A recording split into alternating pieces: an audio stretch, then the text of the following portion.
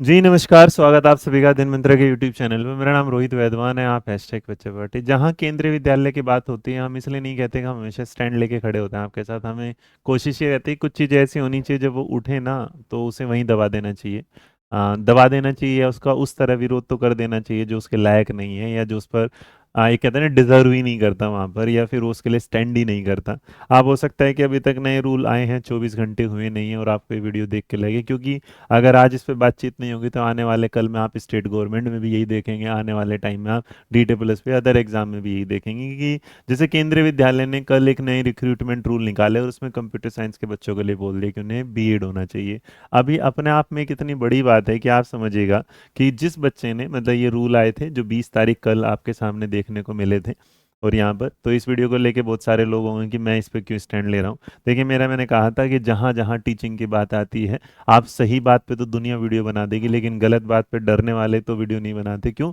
क्योंकि स्टैंड लेने के लिए कोई नहीं कोई चाहिए। और आज के टाइम में तो ऐसा होगा कि आप जब लड़ने जाते हैं तो आपके पीछे कोई नहीं होता, ये पहले ही सोच के चलिएगा। तो मैं इस लड़ाई में भी पहले ही सोच के चल रहा हूँ कि शायद हो सकता है कि इसमें मुझे केंद्रीय विद्यालय वाले बच्चों का ही साथ ना मिले जो सीएस के लिए तैयारी कर रहे होंगे। बट मुझे लगता है ये टीचिंग इतिहास में गलत है, क्योंकि सीएस के बच्चे के पास बीएड का होना क्या मायने रखता है। क्योंकि आप एक टेक्निकल डिग्री रखते हैं, और टेक्निकल डिग्री दो टेक्निकल डिग्री, जहां आपका जो सीएस है कंप्यूटर साइंस से रिलेटेड है वो अपने आप में टेक्निकल डिग्री है, बीएड अपने आप में एक टेक्निकल डिग्री है। टेक्निकल का मतलब यहाँ वोकेशनल डिग्री से माना जाता है कि भैया आप जब बीए करते हैं तो बीए प्लस बीएड चलता है, आपके सामने एमए प्लस एमएड चलता है। बट सीएस प्लस बीएड का जो कॉन्सेप्ट है वो जो आज तक कभी नहीं हुआ, ना किसी ने सोचा। शायद जिन लोगों ने रूल बनाया वो इस रूल को कोई एक प्रीवियस हिस्ट्री निकाल के देखे क्या ऐसा कहीं पर था, और अगर था तो उसको मेंशन कर देते। बट इन्होंने जब इस बात के साथ कि जो पोस्ट ग्रेजुएट टीचर की हम वैकेंसी वो देंगे, और इसके जो नए आर आ रहे हैं उसमें ये कह रहे हैं कि चले भैया हमने एज तो जैसी थी हमने वैसा ही रखा, हमने एज को क्या रहा है 40 रखा, उसके बाद रिजर्वेशन, ये अलग बात है। बट यहाँ एमएससी कंप्यूटर साइंस होना चाहिए, एमसी होना चाहिए, मास्टर इन कंप्यूटर एप्लीकेशन होना चाहिए। उसके बाद एमई अगर करा, एम टेक किया कंप्यूटर साइंस में, तो इन्होंने जो इस लाइन को यहाँ पर लिख दिया कि ये कि BEd degree from NCT recognise institution with 50% 3 year integrated BEd MEd वाला कोर्स हो वो, और यह ऐसा है जहाँ पर 4 साल का इंटीग्रेटेड डिग्री हो जिसमें बीएड एक कंपोनेंट के रूप में आपने पढ़ा हो। तो वहाँ पर तो 4 साल का जैसे आप देखते हैं ना बीएलएड देखते हैं, या इस तरीके से जो नया आईटीईपी वाला कॉन्सेप्ट आया था वो। तो अब अगर आप बताइए कि अगर इस चीज़ को देखते जाया जाए तो कैसे एक सीएस का स्टूडेंट जो 3-4 साल अपना पढ़ता है और उसके बाद वो बीएड कैसे कर सकता है, और अगर उसने बीएड कर लिया तो मतलब यहाँ बीएड की क्या रिक्रूटमेंट थी। आज बीएड आपने यहाँ मांगा है, आज तो आपने इसको भेजा है, केवीएस ने लागू किया रूल पे, केवीएस इसको भेजेगी मिनिस्ट्री को, मिनिस्ट्री इसको कर देगी पास, मिनिस्ट्री अगर इसको कर देगी पास तो आने वाले कल में होगा क्या कि जो स्टेट गवर्नमेंट के सीएस के एग्जाम होंगे उनमें भी यही। तो आप सोचिएगा कैसे कोई मतलब सीएस टीचर बन पाएगा, कैसे वो कंप्यूटर साइंस का अध्यापक बन पाएगा। तो ये एक बड़ा विषय है, हो सकता है इस विषय पे मैंने बहुत जल्दी कर दी होगी, लेकिन मुझे लगता है ये जल्दी नहीं है, बहुत जो है ना फिर लास्ट में लेट हो जाएगा, डिले हो जाएगा। तो शायद इस पर एक सवाल केवी को जवाब मतलब कुछ तो ऐसा देना चाहिए कि आने वाले कल में, आने वाले समय में, या आप वैकेंसी ले रहे हैं तो आप एक बच्चे को ये टाइमिंग दीजिएगा कि वो बीएड कर पाए। क्योंकि अचानक से आपने रूल दिया और सीएस के स्टूडेंट कभी भी बीएड की तरफ नहीं जाते। इसके पीछे का भी एक रीज़न है जो मैं आपको बता दूं।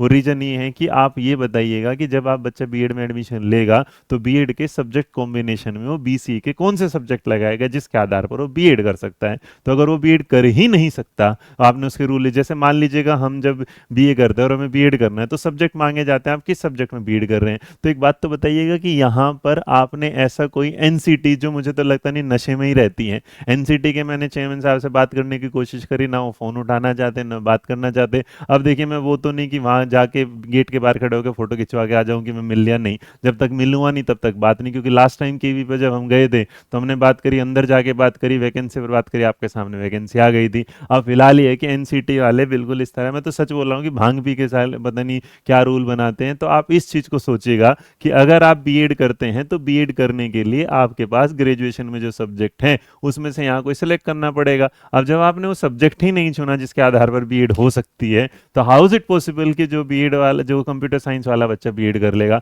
अब इस बात पे देखते हैं आप लोग कितना साथ देंगे कितना नहीं, और अगर इस पे लगता है तो लड़ाई जारी जरूर होगी, चाहे वैकेंसी आए चाहे ना आए, क्योंकि ऐसी बात है कि ऐसी वैकेंसी का कोई फायदा भी नहीं है जो सिर्फ और सिर्फ कागजों में दिखे, लेकिन हकीकत में बच्चा कभी उस दरवाजे के अंदर एंट्री ना कर पाए जहां पर उसे जॉब मिले, क्योंकि ये सिर्फ और सिर्फ दिखावा है कि वैकेंसी हम दे रहे हैं, हमारे पास पोस्ट अवेलेबल है, बट हम बच्चे नहीं ले सकते क्योंकि हमें आज टीचर नहीं चाहिए, हमें रोबोट चाहिए जो एआई के साथ जनरेटेड होकर आएगा, जिसके पास सब कुछ मिलेगा। हो सकता है मेरी बात किसी को बुरी लगी, और जिसको बढ़िया लगे तो लाइक शेयर कर देना, जिसको बढ़िया नहीं लगे वो तो फिर बढ़िया लगेगी नहीं, मैं कर भी क्या सकता हूँ। Thank you so much. जय हिंद, जय भारत, नमस्कार।